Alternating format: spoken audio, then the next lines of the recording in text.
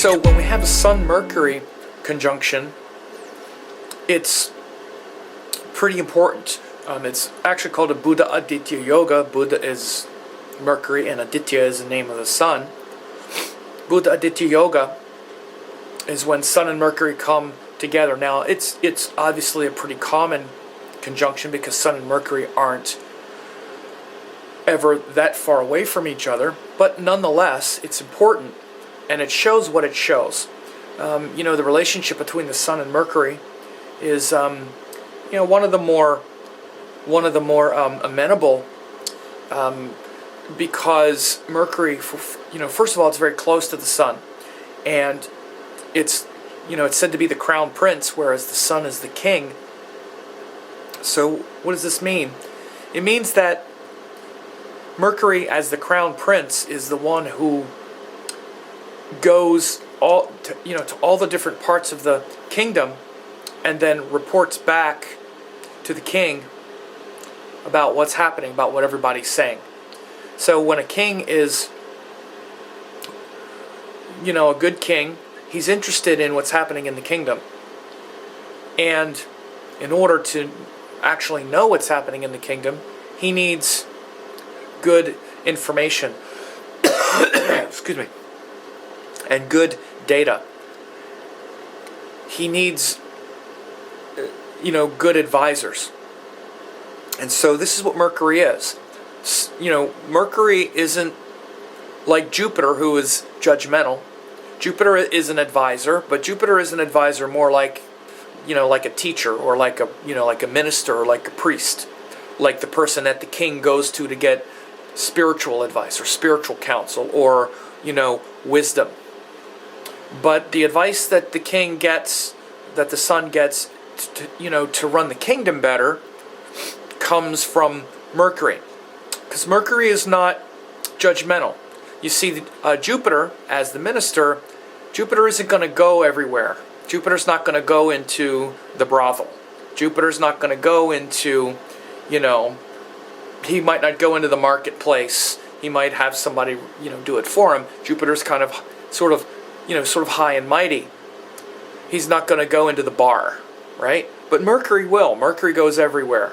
Mercury is neutral. He's very much part of the, sort of populace. He's part of the population. He's, very secular in that regard. So the reason Mercury and the function Mercury has is to go to all the different parts of your psyche without judgment, at least when Mercury's powerful. He's not swayed by judgment. And again, and this is the kind of negative effect that Jupiter has on Mercury. This is why Mercury is debilitated in Jupiter's sign, because Jupiter is judgmental and says this is right, this is wrong, good and bad. And Mercury, the part of you that Mercury is trying to illuminate, is the part that's not judgmental, that questions judgment, that questions authority, and learns things by gathering information through your own experience. Through your own experience. So there are things that you can learn and that you should know, based on judgment, and having good judgment, but there's other things that you can only learn by experience, and they need to come together. You can read something in a book, you can read the wise words of the sages and of the masters and of the teachers, but it's not going to be real until it becomes a practice, experientially, until you actually practice it and do it, which is Mercury.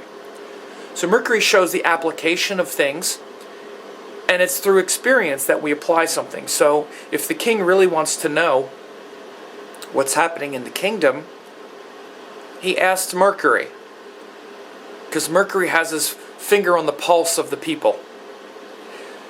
And that's important. And so when Mercury is powerful, he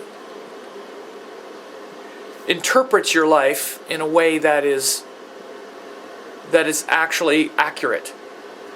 May not be hopeful, but it's true. You actually learn the truth of the situation that happened. Not exaggerated one way or the other, not too dark, not too hopeful, just this is what it is. And so when you get Mercury Sun joined, there's this accurate reflection, or this accurate story of where your life is going. Because the Sun is really where your life is going. it's the vision and the vision that lights up your path and gives your life a consistent trajectory. It's that quality of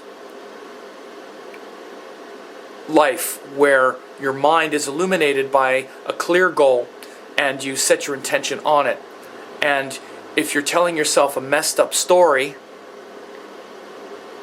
then your path is not going to be clear and consistent. So Mercury, his influence on the sun is to tell the accurate story of what's happening in the kingdom rather than having it be distorted one way or another.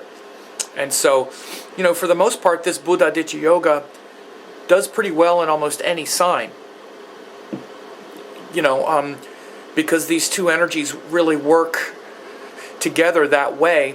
You'll see if it's in fire signs, fire or water signs, the sun is more prominent. So there'll be more action and then sort of thoughtfulness later.